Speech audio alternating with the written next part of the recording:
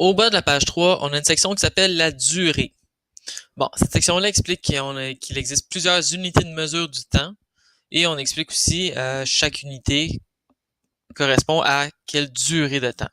Je m'explique. Bon, le plus simple, c'est celui qui est le plus courant, une année. Donc une année, ça équivaut à 12 mois. C'est celui qu'on utilise le plus couramment. Une décennie. Une décennie, on parle d'une période de 10 ans. Donc, une décennie, 10 ans, 2 décennies, 20 ans. Un siècle, une période qui dure 100 ans. Donc, par exemple, 300 ans, on parle de 3 siècles d'écoulés. Et un millénaire, c'est une période de 1000 ans. Un peu comme le nom le dit, millénaire, 1000 ans. Bon, jusque-là, c'est quand même assez simple à suivre.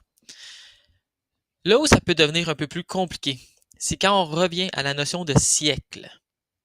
Présentement, on est en l'an 2017 et on se trouve au 21e siècle.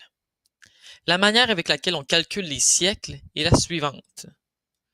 Si on revient à notre ligne du temps, on se souvient que la première année, c'était l'an 1. Donc, la première année fait partie du premier siècle.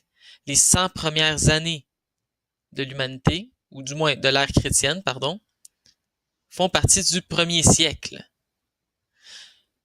Donc, si on est en l'an 100, donc l'année numéro 100, on serait rendu au deuxième siècle.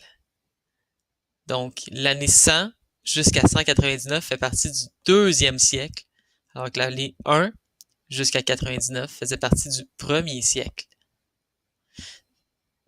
Inquiète-toi pas, il va y avoir des exercices qui vont suivre, ça va te permettre de te pratiquer et vérifier si tu as bel et bien compris tout ça.